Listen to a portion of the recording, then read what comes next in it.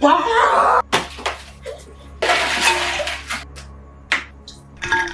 does it really take to create content that works and makes money on social media? So the number one thing that made the video go viral was the quality of the content. Then the second thing was the environment.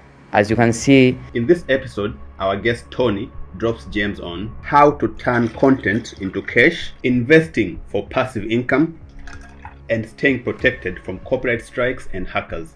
How do people protect their digital assets from being hacked? There is something called two-factor authentication. This is We also talked about his struggles, the turning points, and how building real connections changed his life. We have already started some progress on the real estate business, because I think it's an investment where you put your money and you just go, and it's always calling you like, come and take your money. If you're a creator, an entrepreneur, or just someone trying to level up, then you need to watch this until the very end. So please like this video and smash that subscribe button if you enjoy this kind of constructive conversation. It's free, by the way.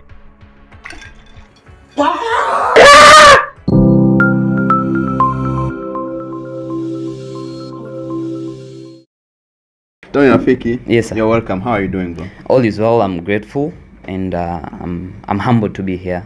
Okay. It was one of my dreams to be part of a podcast, because there is a lot that I will share with the audience, and they're on the right place.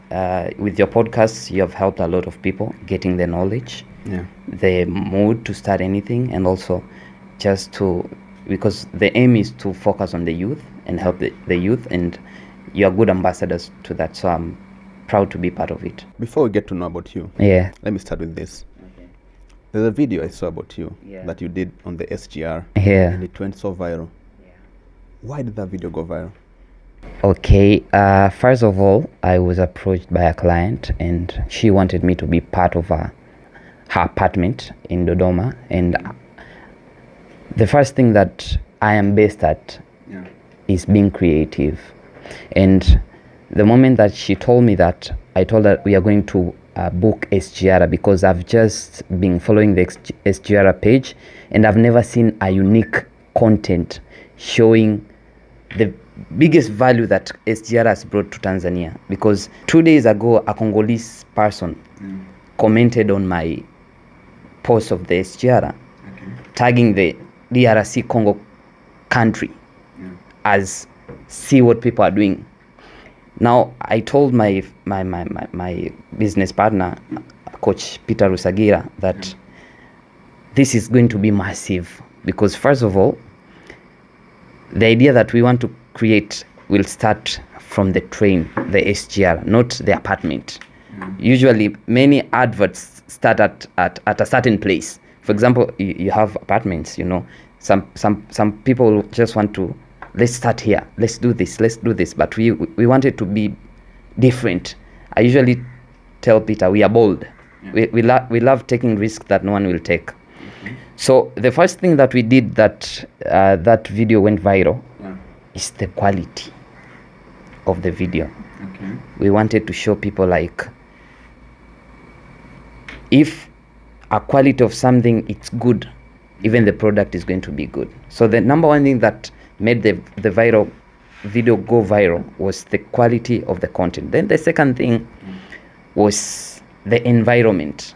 As you can see, when the train is moving, you can see the landscapes, you can see mountains, you can see valleys, you can see Greenland, and that the only thing that you can see when you're moving is on a bus, but you see that in a small picture. Now we gave them, I think that was 8K.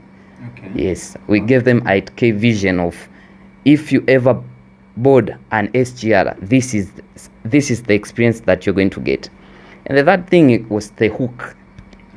I can remember we were discussing it before even the video was released. I asked Peter, what viral hook are we going to make here? And he shared with me that SGR sio usafiri, SGR ni utalii. So a lot of people think that whenever they book they board a transportation of SGR, they are traveling. But to us, it was not traveling. It was an adventure journey. So through that, we were able to make the viral go viral. And the other thing was the apartment. The apartment really matched with the SGR because we wanted to show people like, you want to go at Dodoma for a business meeting, you can reach at that place. And the other thing I can say was my outfit. Okay. Yes, my friends now call me, what's the name? Not Momposa, Mtu System. Yeah, they called me Mtu System. Salama. Yes, Salama, because that day, also I think there was a minister who's traveling there, and they wear the same clothes, blue with a blue shirt, a blue suit with a blue shirt. So for me, I was standing out of everybody. Even if I was passing through you, Musa, I was the one who was seen because I had the intention of making that video go viral. So maybe 4 things to make the video go viral, and the last one was the song. Yes, that's one of the crucial things that people don't know. A song can make a video go viral, because as you can see, we listen to Diamond Platnumz, we listen to Harmonize, we listen to Chris Brown. Why? It's the song, because one thing that enters our mind and it stays forever are songs. Using a song on a video, don't you get copy strikes? Okay, we do that, but as a developing country, we still don't have those restrictions. So we are free to do that, because the other thing is that we are promoting the song. Yes, as you can see nowadays, dancers are using the songs to show people like, haven't you heard this song? So I think we are also helping them doing the advert of the songs, because if a person can hear the song, and I've seen more than 200 people have used the same song that we used on the video, on their videos also. Tanzanian railway system, especially the SGR, I think the best form of transport that has ever happened in our country. I've been in the SGR, just in the economy seat, and I can tell you, it's better than Kenyan Airways business class. And it's way cheaper than that. From Dar to Dodoma, it depends on the time. So there is the slow one and there's the fast one. And the difference between the slow one and the fast one is just like 30 to 15 minutes, I think. Really? Yeah, in arriving. Okay. Yeah, so it depends on the time, as I told you, because if you take the morning train from Dar to Dodoma, it was 52,000 shillings, if I'm not mistaken. And I took the evening train from Dodoma to Dar es Salaam. It was 31,000. Yeah. I think potentially we can go do a podcast in the SGR. Yeah. The worst thing about the SGR that I hated is everything is for sale, especially in economy, because I took the economy seat. Everything you want. If you want water, you want a drink, so there's you want nothing that's granules. Yeah.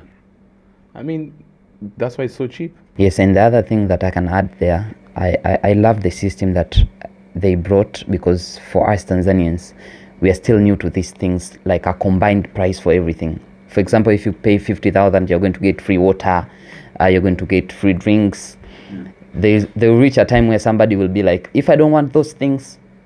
So I think the first thing that they wanted to was to differentiate between the transportation fee and what you want, because not everybody wants that package of everything inside. Other people are allergic when eating while traveling. So I think for what they have done, the only thing that even on my post somebody commented was the electricity thing. What if it just stops? And I was like, this thing is a system. Sometimes system has leakages. So it's not like it was built to endure, I think, longevity every day. Sometimes there is good days and bad days, but I think nowadays they are very quick when solving the issues of electricity, because we traveled and we never got any errors. And the other thing was the freedom of being there. It's not like on a bus while you're traveling, you're being told, sit down, you can't move. You can move. And the other thing was, if, for example, we didn't get a good seat that we can do a podcast like that you can see on the train. But when we reached at Morogoro, people who were destinated to Morogoro, they left and the open seats were free, so you are able to choose another seat. So it was not like if you sit here, you're going to sit here. So I think that was one of the biggest freedom that I ever saw there. I think the problem with as you said, the Tanzanians not being able to cope with the system is that we focus so much on the negativity. Because if you look at the UK, for example, there are days where the trains doesn't work, and they'll tell you that today the train is not working. They're fixing it. So people are so for like everything. Every time when you see someone, a government posting about SGR, ikikata umeme. Well, So like we're not focused on wow, we're doing something good. Yeah. Because I've seen Kenyans talking good about the SGR. They have their own SGR, but apparently ours is better. So I think we should try be more positive than being negative. Have a positive mentality. Adding that to Monty, my mentor always tells me, don't watch news, because news always have bad news. Even now, when you're watching a television, a news broadcast, 90% of the news is going to be a bad news. Israel fighting with, I don't know, it's Palestine, Ukraine fighting Russia. Now you can see I don't think if we publicize a lot of positivity, and that's why. Because as you said when you walked in, bad news sells more than good news. Always. I don't think no one wants to know about the good news. Everyone wants to know what's going viral. Yes. A plane crashed. Yes. That's bad news, but people How want many? to know more. Yes. How many people dead? Yeah. Yes. But going back to the first thing you said, that you said you're creative from start. I have a question. Okay. Do you think creativity is something that someone is born with, or can you develop creativity? Can you be creative while as a skill? I think the more problems that you face in life, the more creative you become. Okay. Yeah. So if you're in an environment where you never felt or you never faced difficulties, you'll never be creative. For example, I was in Form 3, I remember, and that day I lost my money of traveling in a dala. Okay. So I went nearby the road, and I was trying to tell the people of dala, like, today I don't have money, I've just lost it. Yeah. So the first one was like, you ate it, you're not going to board with us. And I was like, okay, let me try another one. Yeah. Then the second, same problem. Then I was like, if I continue doing this, I'm not going home. Now this the last one, I'm not going to speak, I'm just going to enter inside. Then when I reach there, we are going to know, but I've already reached. So while I'm inside, you know, they usually take the fees around when you are half the journey. And he was like, can I have your money? And I was like trying to search, and I was like, okay. He left, and I was like, okay. I relaxed. Then he came back again, and I was trying to look on my socks, and I was like, okay. Now he was like, where is the money? I said, oh my God, I don't know. I was having it here. Then he told me, you're not leaving. Well, we have already arrived at our destination. He told me, you're not leaving. I'm going to return you where I found you. And I was like, oh my God. The good thing is, I think the driver that day was a good person. He was like, he's just a child, just let him go. So as I can say, creativity starts from obstacles. Creativity starts from facing problems. And the more you adjust on the perspective that, okay, I can solve this, then I can do better on this and this and this. So, and the other thing, creativity can be learned. Okay. With the help of YouTube. I think we have a lot of social network. Now you choose, what are you going to invest in your brain? Are you going to listen to people who speak about people, or you're going to listen on things that they're going to improve your life? For example, currently I'm so much invested on the podcast business.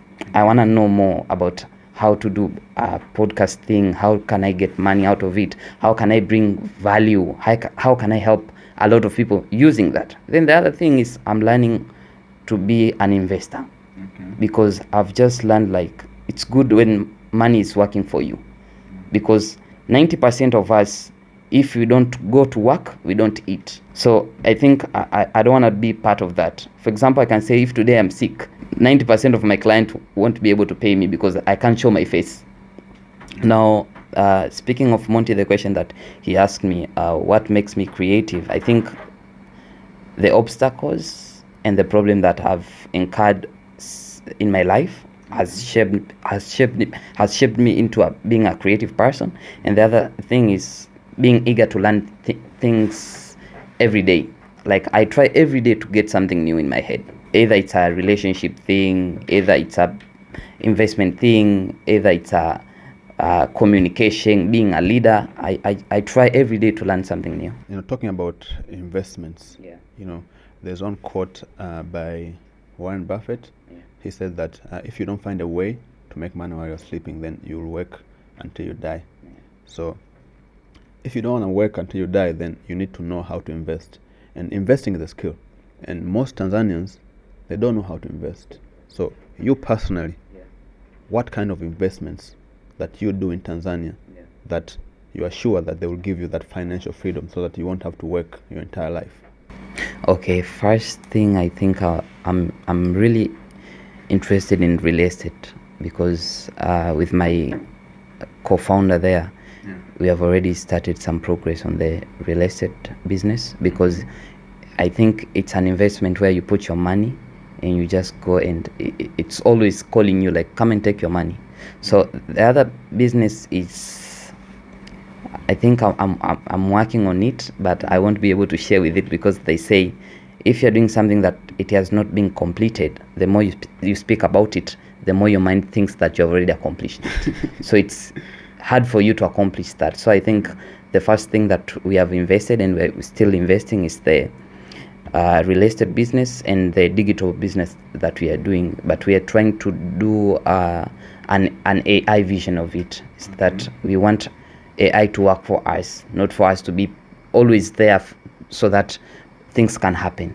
When you talk about real estate, personally I believe that there are two kinds of real estate. There is physical real estate, the one that we see every single day, that is land, and there's also digital real estate. For me, I take content as digital real estate. Because you might create a video today, let's say post on YouTube or on TikTok or on Rambo. That video, if it's evergreen, that you think this video people will watch maybe 20 years later, 50 years later, that for you is the same as investing in real estate, because that video will be generating you cash flow every single month, and you made it back in the day. Same as building a house. You just build a house today. As long as it's there serving people, then you'll be generating that passive cash flow. I think it's true. I mean, we always talk about this, building the brand. We always discuss about how a video, as you said, someone bought a BMW 3 Series because of a video we made a year ago. We don't even know. That video could become monetized. We could buy 3 BMW 3 Series. And it's something that stays there forever. So sometimes, as you say, you have to be cautious on what you post. Or even when you post it, even if it doesn't go viral, one day it could go viral. Because I've seen a lot of people, because I'll be spending time on TikTok sometimes, I see a lot of people go viral from one video, and if they're smart about it, all the other videos become viral. All the other videos are generating money for them, because they never gave up. They just kept going. So it's true, real estate can be digital as well. But what do you think? Do you believe that in just keeping going, let's say for example you're just averaging 50 views for the last 6 months, would you rather keep going knowing that one video is going to change your life, or are you going to be the type of real estate person that says, I'm going to stop?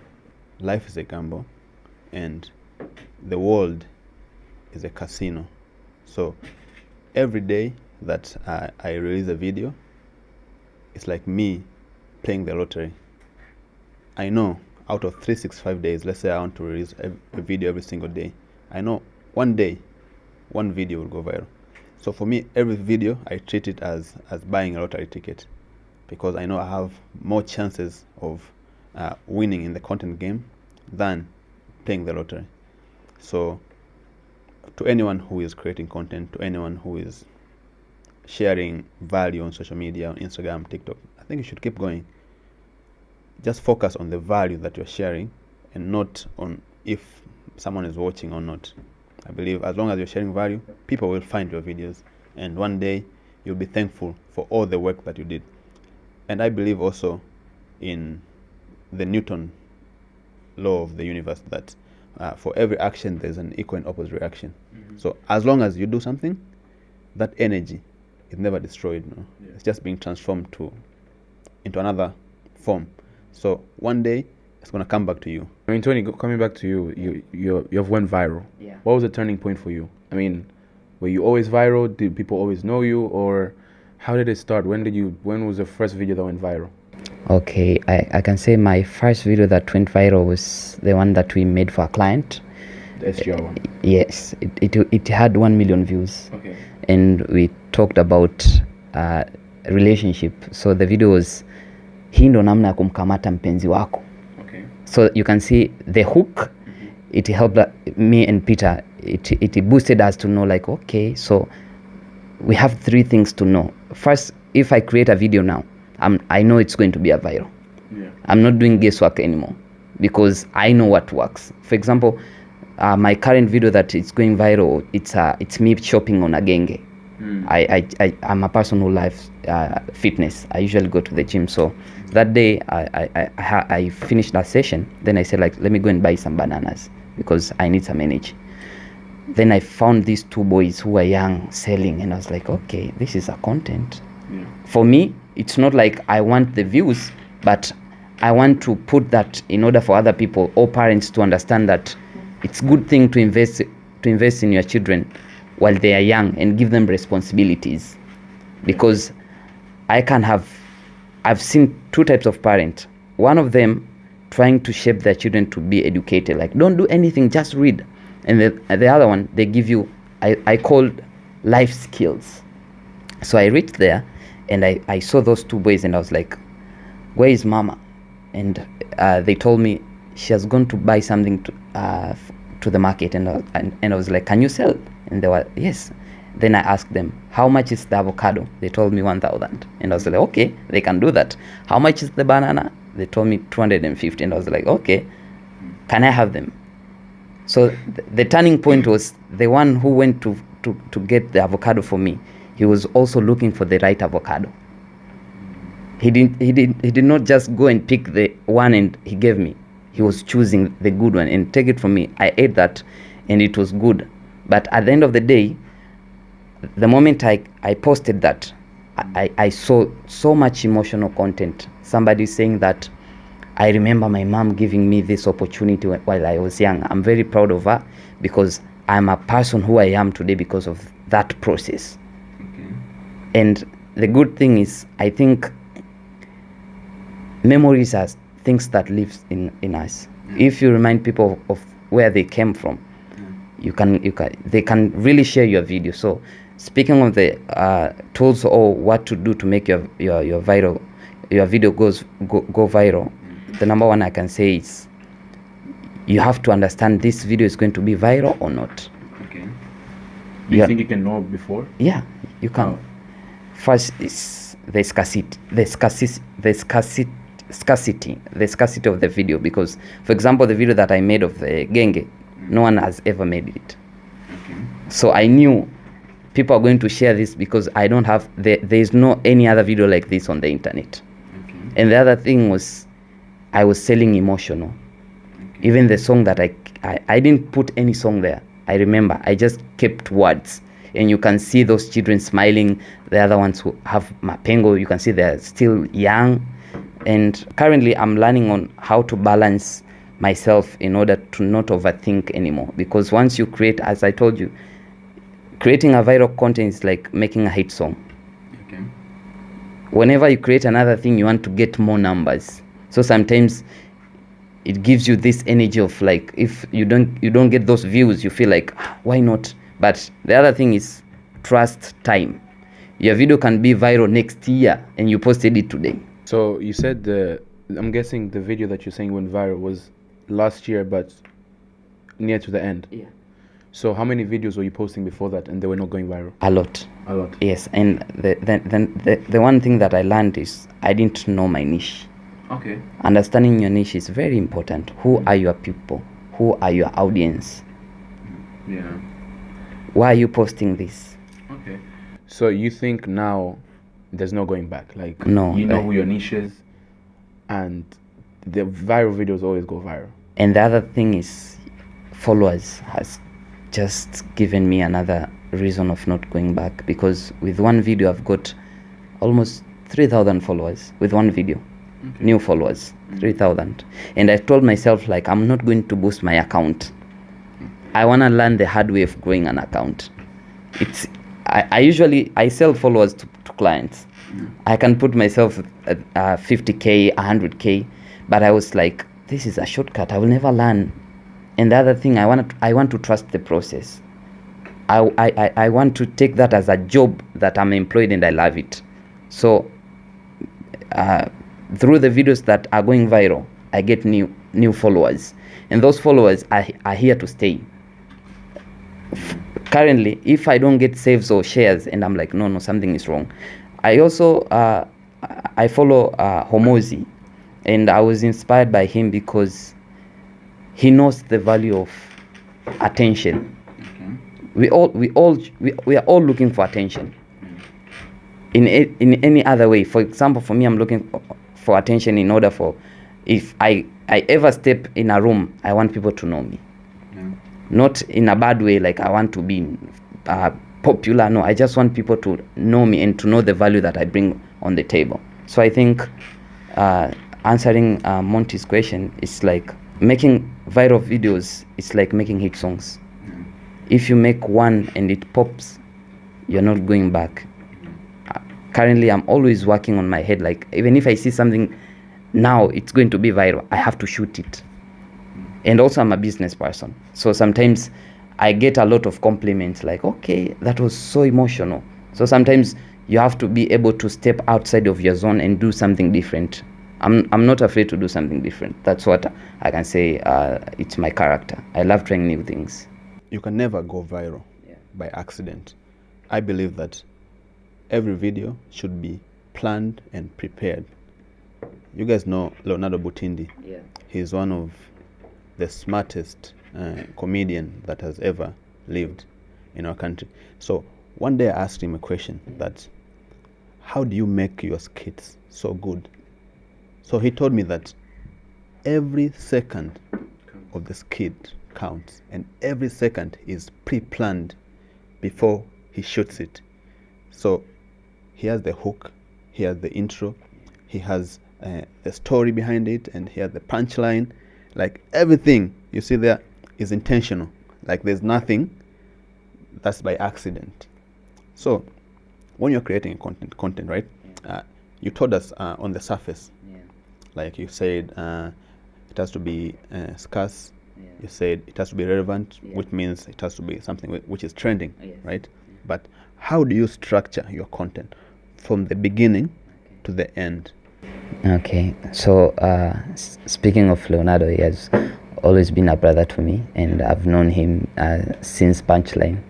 And we can give shout out to Joel Master, because he's one of the people who started making content on social medias.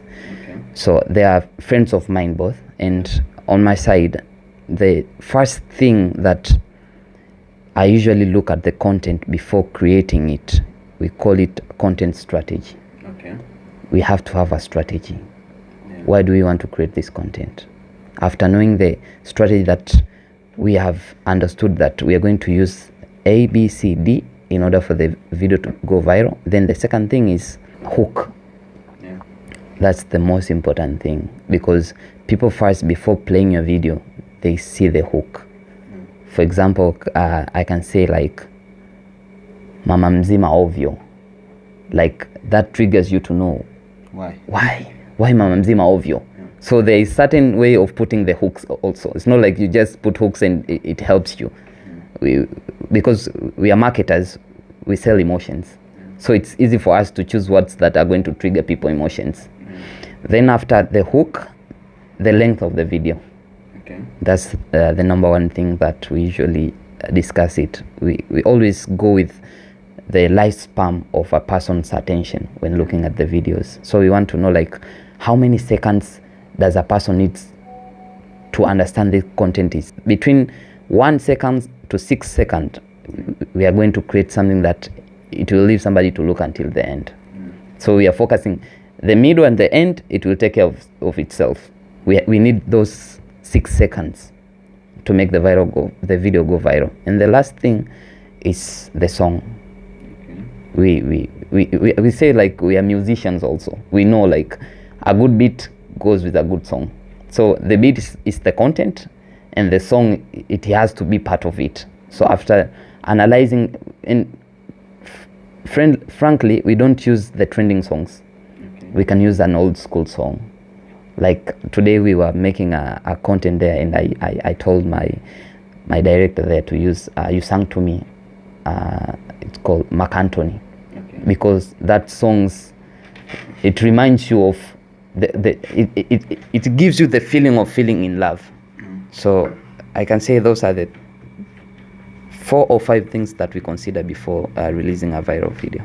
You create most of your content on Instagram, right? Yeah. So we do on YouTube as well. Yeah. So on YouTube, it doesn't start from the hook. Okay. First of all, it starts from the thumbnail. Okay.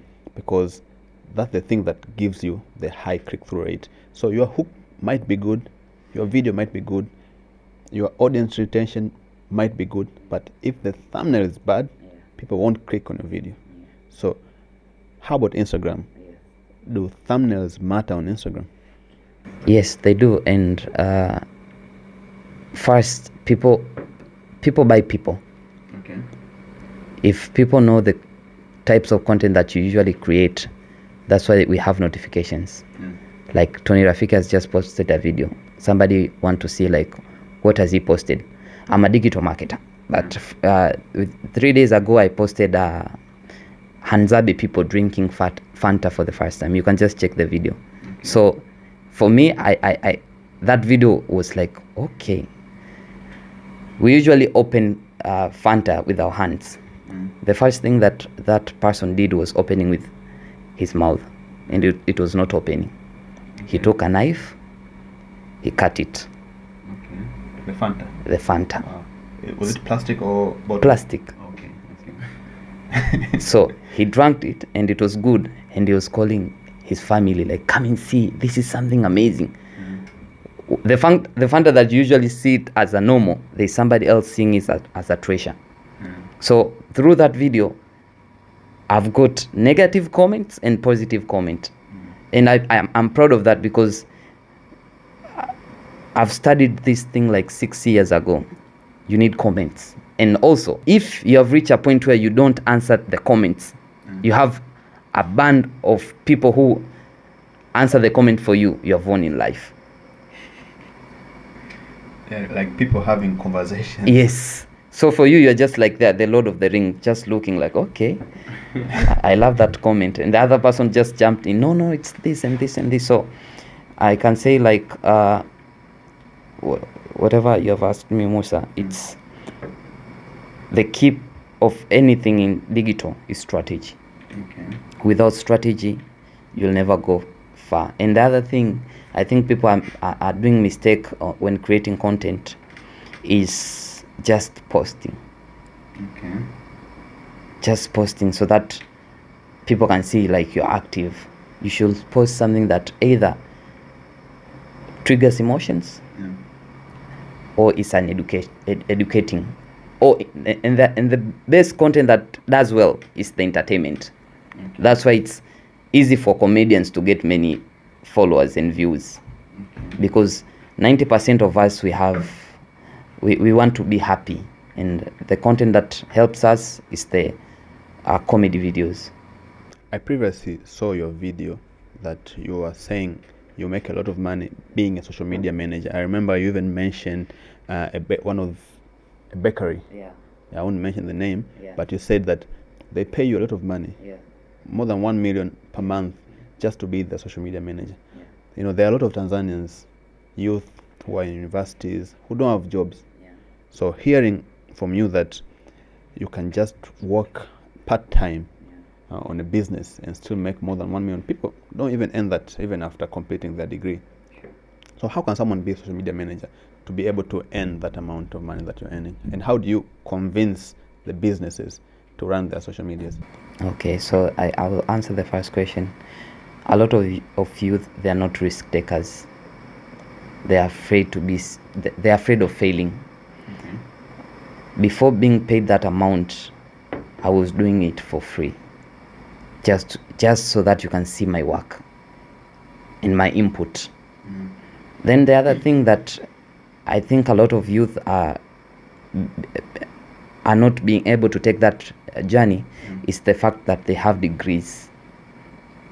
That makes you feel like, yes, like I've studied for 4 years, then I should go and create content, while I was dreaming of being employed in an office, getting 1.5 million, getting house allowance, getting a medical allowance, marrying at 25, having children at 28. Now, once they have accomplished the education, then they come to reality. Like, wake up, that was a dream. Now, currently I can see like a lot of people nowadays, they are making content. And I'm proud of the youth because they have seen, for example, you can just Google there, Kai Senant. He's 21, 22. He's making a lot of money just staying on, it's called Twitch. Just blogging his life. Now, I think we have few people who have already started the journey. And how did I get my first client was being bold and facing these clients, because it's one of the hardest thing. The number one thing any human being is afraid is rejection. We are afraid to be rejected. But at a certain point where you fall in love with the rejection, it's like you go to a person, you try to share with them, like, see, how much are you earning per month? Maybe 55 million. Okay. If I work with you, I'm going to help you to earn until 200 million, because currently people are on social medias. Now there are two types. I say there are three types of people. There is a person who listens and they never work on anything that you say to them.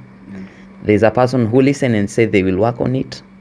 And there's somebody who you tell them something and they instantly work on it. So through that, I've got a lot of rejection from clients. Like, no. If we need you, we'll call you. No. Currently, we have our own social media. And the social media is an accountant or a cashier who doesn't know even how to post. The first thing that we did, or I did to get the client, was first to approach them through walk-ins. I go to a place.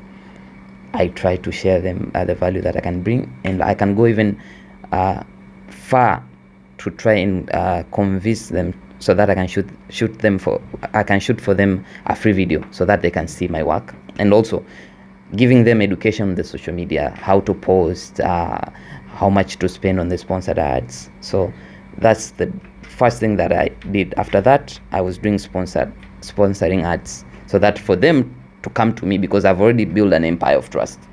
Like, I just did my whole work of coming to you. Now I'm the Lord. Like, I'm going to run ads. You can come to me if you are interested, because I learned that I'm losing a lot of time going to people who don't need my service. And the other thing is not like they don't need my service. They don't know the value of the service that I bring to them. So I think the number one way of getting job opportunities in Tanzania is referrals. We call it Kishkaji connection. Okay. It's easy to be connected to someone if somebody knows you. So you can see, like, 90% of my clients I've got from connection after building that first trust to a client. Then after that, they'll be like, I have a friend of mine also has a business. Can you work with them? I've just given them your number. Yeah, so I think that's what I did to get those clients. Yeah, referrals and word of mouth is the most powerful form of marketing ever, by far. I remember we wanted to sponsor a certain post to go viral, and we could be spending $50 for it to go viral. But then we came to find out that the government has imposed a tax that a tax on a tax a on tax a on a tax. tax and a tax on a tax. A $50 ad, you have to spend at least $80 for it to go up. What's your thoughts on this? As if both of you guys are digital marketers. Okay, Musa, you can start. So in everything you do, you have to pay your tax, your fair share of tax. But I think they should try to reduce a little bit, because otherwise we won't be profitable. We won't even make the money, and we'll stop paying for ads. So if the tax will be small and manageable, I think that would be better, because a lot of people will be doing ads, so they'll still get their tax from the volume of people doing those ads. But as long as they keep increasing the taxes, it's going to be hard, because everybody will stop doing ads, and maybe we'll just focus on organic content. I mean, adding to that, I think it's not rare, but I think you don't see a lot of people sponsoring their own post to go viral. It's usually a business, so they can make money from those profits or the money that they make from those ads. Or when you're selling. Exactly. Yeah. So, government, as your entrepreneurs, startups, think you guys should give a break. But also, talking about breaks, I think the government can work more on giving grace periods, or saying these startups some sort of incentives. If you guys are a startup, you guys can do this thing for a certain period of time. We see that in America, in the UK, startups are giving a lot of chances for it to grow because it's a startup. Here, when you start your company, you're in the big league already. What do you think about that, Tony? And also, how do you go around that?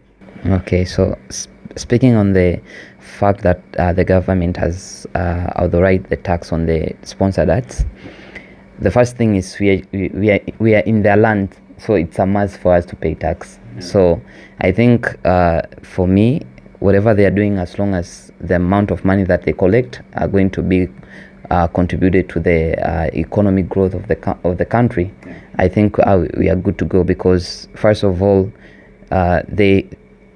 we don't get any errors on the social medias, because I think is that which mawasiliano, it's called what, the one which is responsible for mawasiliano, TCRA, they're doing their work. So you can see they can even say that the amount that we take is for maintenance.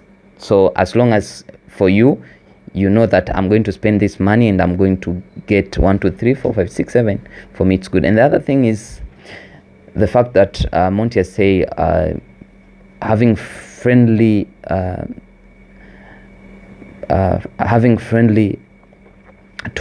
friendly to startups. I think we need youth people to be part of the government. Yeah. Our parents who are the ministers, the people who are in the government, they don't have that exposure of understanding that this thing people are starting, it can either fail or prosper. But first, let's give it a free room so that it can be able to get itself together. So you can see. And the other thing is, it's called vibali. There's a lot of vibalis. Like, why can't we put vibalis in one place? But you can go somewhere trying to start something. You're being told to go there to get kibali. After that, go there to get kibali. After here, go get.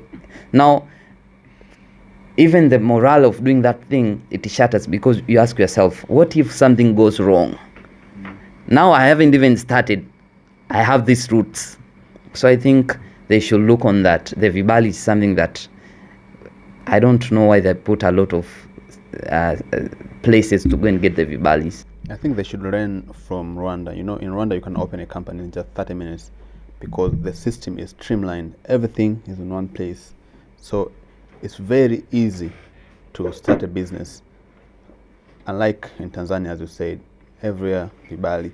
You know, me, I think we're step by step. I recently came back from South Africa, yeah, and you know, you want the country to get there, but they say comparison is the thief of joy. Mm-hmm. You can see right now when you drive, every 5 seconds the roads are being built. When you go here, like, you see the government are working on something. So at the same time we complain, but I think it's not easy, as we say, to just change everything in a single second. So I believe they hear us, yeah, and some of the government officials, I'm pretty sure they're watching this. Mm-hmm. So the message to them is that just keep going. But yeah, as wananchi of Tanzania, as we all know, they always focus on the negative. So they always, even if you fix this, you didn't fix this. If you didn't fix this, so yeah, I can say being in the government is very hard. Adding that, the only problem that we Africans are not there where we are supposed to be is the matter of time. We don't value time. For example, whatever you are saying, in European countries, they'll give a period of time that these things should be accomplished. We are supposed to build system as early as possible, because now everything is easy. Technology is growing, but the fact that there are some people who just can't take that serious, like, I'm in this position, I'm supposed to do 1, 2, 3, 4, 5, 6, 7, 8. Then all of a sudden we are not prospering just because of waiting. You know, you mentioned Chief Godlove. Yeah. And Chief Godlove could have his side hustles or his main hustles, but I would also say he's a content creator.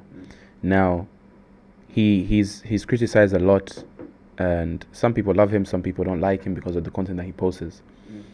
What are your thoughts on him, especially with the fact that I see a lot of people abroad doing the same thing he's doing, but people don't judge them because they're used to it, like it's normal. Me and Chief Godlove, we come from the same place, like from the same village. Okay. In Bear.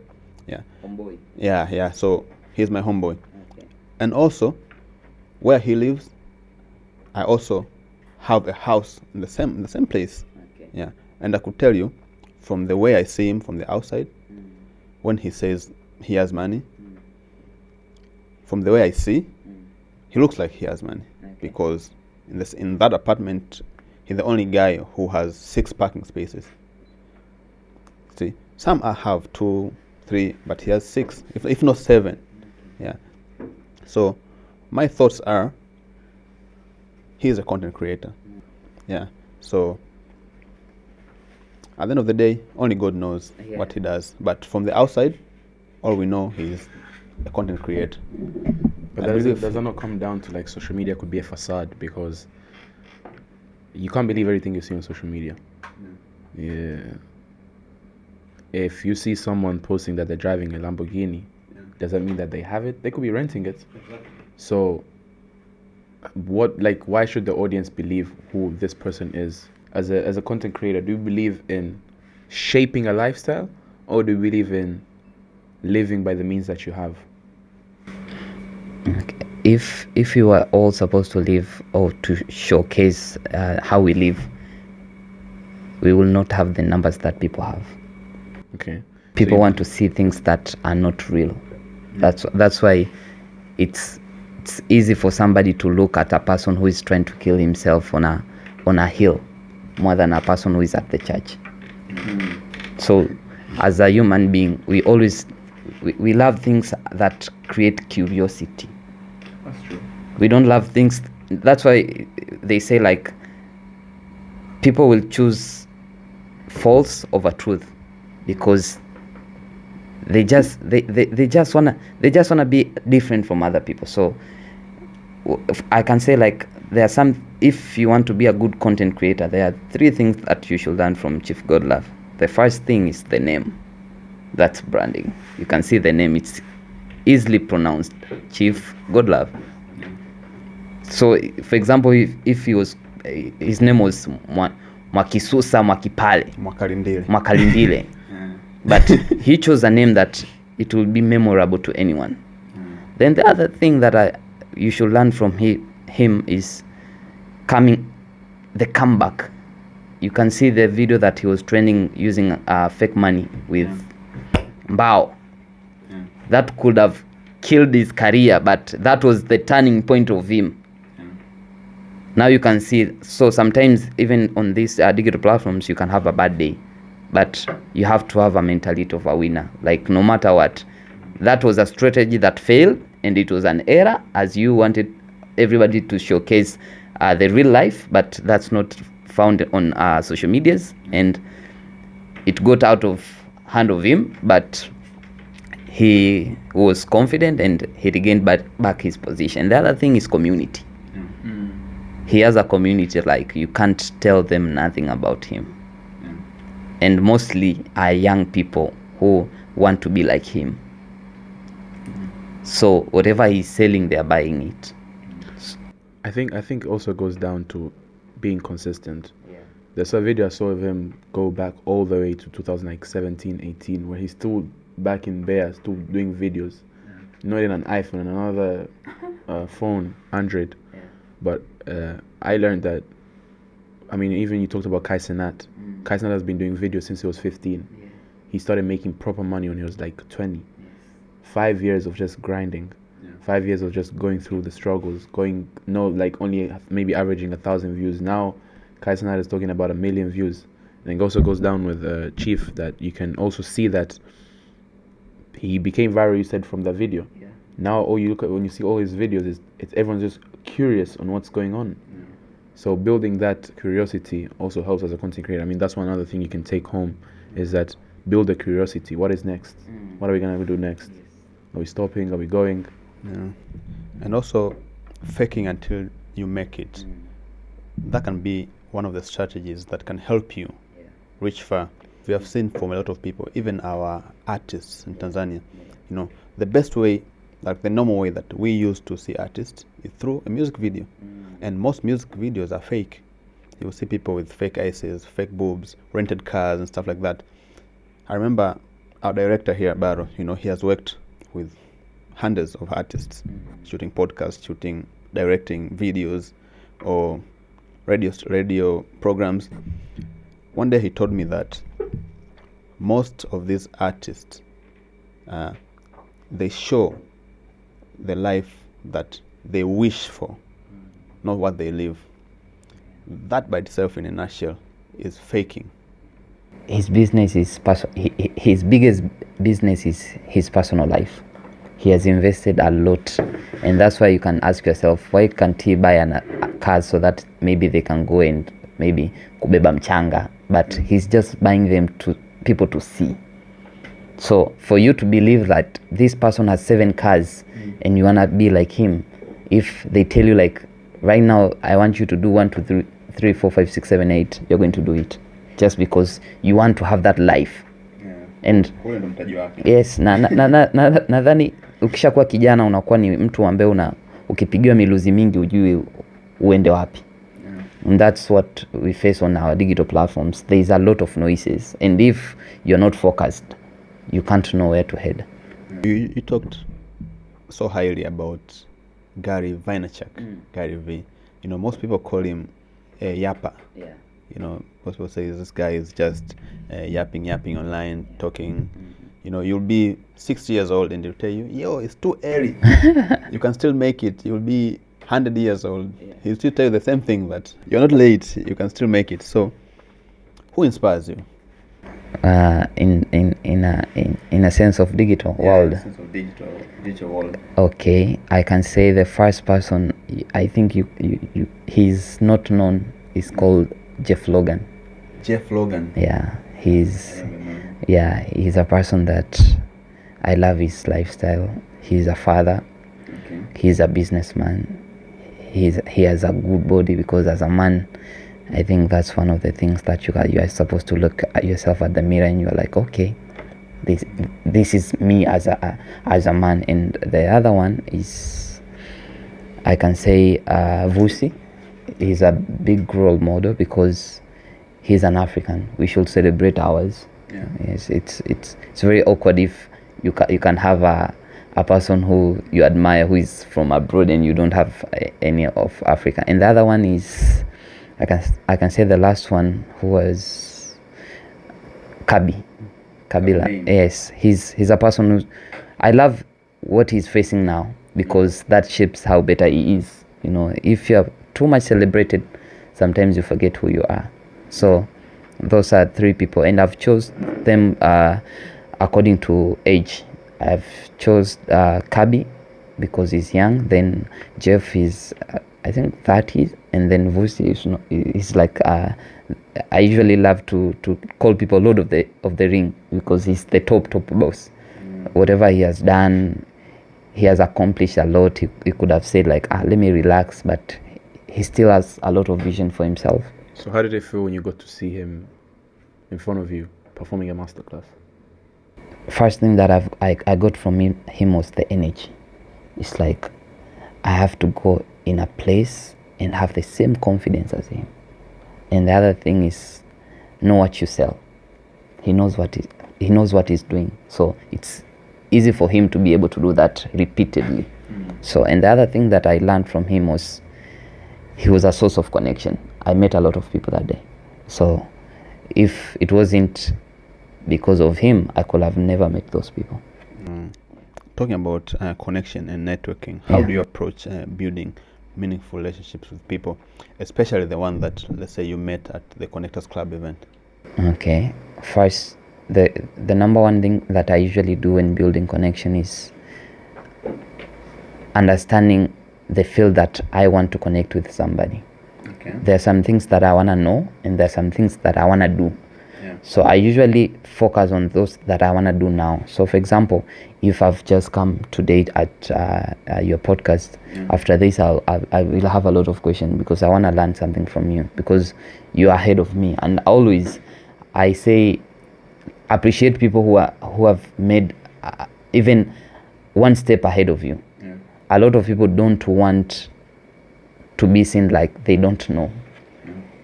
A lot of us want to be seen like I am a genius, you can't tell me nothing. But the one thing that my grandmother always tells me, act stupid and learn. Because if people see you as a person who is eager to learn, they're going to share a lot. Currently, you can be speaking of maybe investment, and I jump in like, no, that's not investment. I know. Yes. Now, there was a part where I was going to learn something from you, but I just blocked it because we call it too much no. Yes, yes, too much no. So I think that's what I usually do once I want to build a connection with people who are in the same industry or who I want to learn from.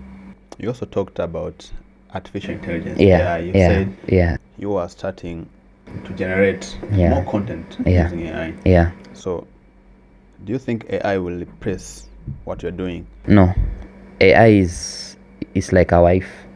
Wife. Yes, and I'm the husband. Okay.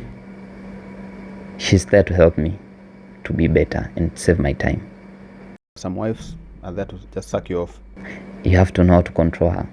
Okay. So I know how to control AI, and I've seen how it can be helpful in this current generation. For example, I was just trying to see a 17-year-old making $100 million per month just using AI with fitness. What he did, it's called calories AI.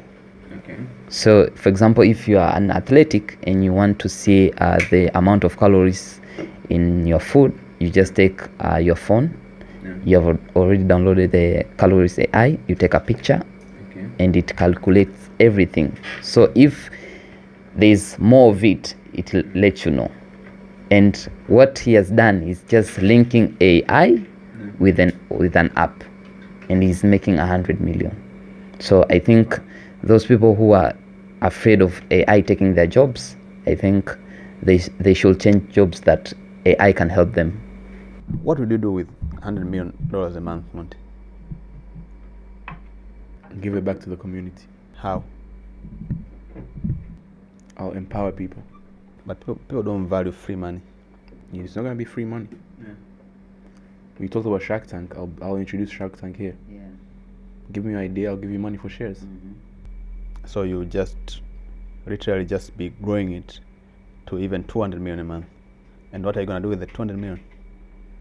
Do you want to know the luxury of it, or do you want to know the business side of it? Because it seems like you want to know the luxury of it. Huh? I want to know both. You want to know both? The luxury of it, I will make sure MYOD Podcast has a big studio, bigger than this, better cameras, maybe replace the director of the AI. Huh? And, maybe replace you as well with a robot. There's a new robot, right? The Tesla robot, I think. Elon Musk created that robot. Yeah. I think I'll probably replace you because people complain that you wear a lot of shade. Okay. So you will leave, and sometimes maybe I'll even replace the guests. Yeah. And just make sure me and the robots are talking and giving back to the community. Yeah, I've seen this guy. His name is Coffee Zira. Yeah, he has a very big studio, and he just himself and the robot. Yeah, exposing Really? people's scams. Yeah. Wow. So I think when you earn a certain income, there's something you do with it. When you go move up, there's something you do with it. And I personally feel like there's never enough money. Always. There's never enough Always. money, even if you're a Always. billionaire. I even think that right now Elon Musk is probably thinking, I need more money. If you have never used of getting money, if you get some amount of money, it's enough for you. But what I've learned with working with more than 30, I've learned this from a billionaire. Yeah. He's a real billionaire, and he was renting the caterpillars that you see there building roads. Okay. And at a certain point, he paralyzed. Okay. He had an opportunity of saying like, no, let me just stay at home, my children will run the business. But still until today, he's the head of the company. You know why? Because once you get paid, that thing becomes like a drug. It gives you it's not even about money, it's ability of taking opportunity at the right time that you want. Yeah. Currently, you can get somebody who's selling for example, an apartment, and you have like 2 billion, and they're selling for 1 billion. Why can't you buy that? Now, if you don't have that money, how can you accomplish to buy that? So I think the value of money is it helps you to buy things when the right opportunity comes to you. Online, you can lose everything that you have ever built, like all your hard work, all your years of sweat and grinding. They can be gone just in a single second, just by getting hacked. We have seen this a lot of times. I have a friend that got hacked with 800,000 followers, and he lost everything. He actually went mad just because of that. So you being a social media strategist, how do people protect their digital assets from being hacked? What are your tips? Okay, first thing is try to find people who are good at social media maintenance. So there's something called two-factor authentication. This is I think a code that helps you if somebody else want to log in, you get notified first. Okay. Maybe Monty wants to log in on MyPod account. Then you are the one who accepts his entrance. Without you not accepting, he can't enter. The other one is having a blue tick. Okay. I think people take it for granted. I'm working on my blue tick even if I'll pay for it, but it gives you like 90% of security when it comes to your account, because you're different from other people. Other people, they don't have blue ticks. So you become special to Instagram. So you can even use other ways to enter into your account if somebody hacks you. Okay. So you don't need the same process as a person who doesn't have a blue tick, like showing your face, reporting to Instagram, like 3 days of them working on it. So I think currently it's easy. It's like people don't have the education of what to do in order to not to be hacked. And it's not like you can't be hacked, but sometimes it happens, but there are some measures that you can take to avoid that. And how do you get a blue tick? Because we tried to pay for a blue tick on the other day. You know, our page is MOD Podcast or Make Your Own Destiny. But my name is Musa, his name is Monty.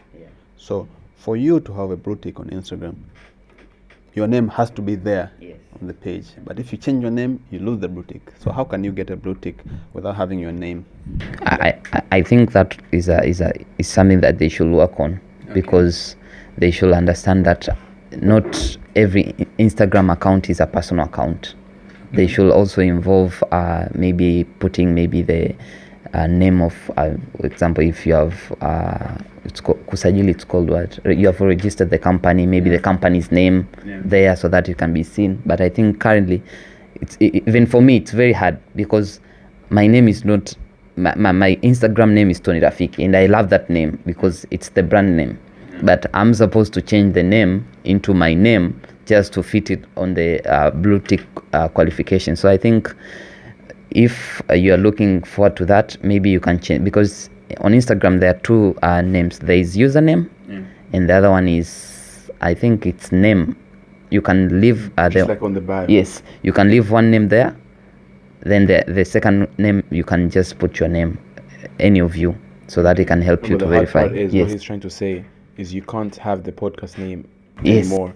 It will be called Musa. Yes. So that will defeat the purpose of trying to get MOD podcast out there. Yeah, that's why I say like they should work on that. Maybe they see, and I think soon enough they're going to make changes on that, because as I told you, the only difference between these people, Europeans and us, they use data. They take everything from data and work on it. Yeah. While for us, we don't even care about the data thing. It's like I guess God will do it.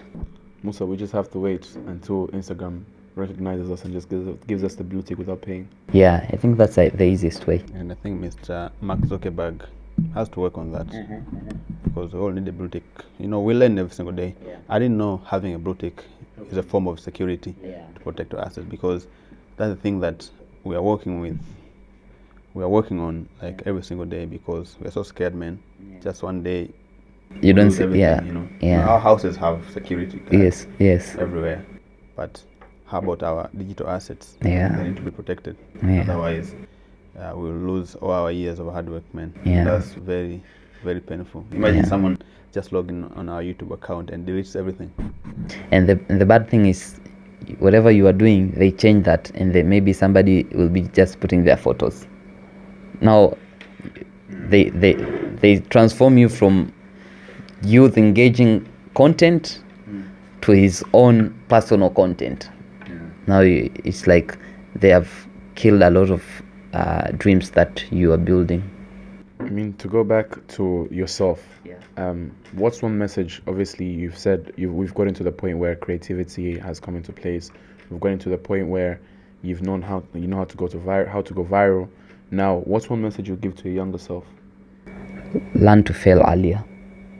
Yeah, don't wait until things become perfect for you to start. Just just go fail earlier. The more you fail, the more you figure it out. Yeah, because no matter what, even if you start when things are perfect, you'll still fail. So it's better if you start early, fail early, then you work on it, you fail again, you work on it, you fail again. That's why I usually, if I had a mentor earlier, I wish I could, even if these youth are looking at us right now, the age between 20 to 30 is an age of trying everything. Just try everything until you see this thing that I can perfect. It's 1, 2, 3. Then focus on it. But you see somebody will be like, wait, I'll do it. I can't right now. I don't have this. I don't have this. I don't have this. And the other thing is the fact that we complain so much about the government not giving us jobs, and that shows us how we are people who are waiting to be fed. As a youth, you should be a conqueror. You should be able to go in a place where people be like, will he come alive? Like I can say it's like fighting an alligator. Not everybody has that boldness of facing that. But as long as you know the purpose of you being in this world, you have to make it. And what is one message you'd give to the audience? To the audience, keep learning everyday new things. Yeah, you should. There are two types of people. People who look at the gossip or things that don't add value to their life every day, and there are people who always try to find something new. A balanced diet, a good perfume, good haircut. It's not only about education, something that adds values to you. Yeah. Thank you very much. That was Tony Rafiki. We talked about a lot, and you know, every day we say this, that when someone comes in, we also learn. I thought I learned myself, but you learned too that the blue tick helps a lot. That can be a security guard. I also learned about the viral steps and how to go viral, and there's a lot of things we've also learned. And make sure you guys like, comment, subscribe, share to your friend. 2025 is a big year for all of us. Thank you very much for your support. To the people that don't even know us, someone bought a BMW 3 Series because they watch our content. Now imagine if you subscribe and share it to your friend. You never know, that could be next. But see you on the next one. Thank you very much.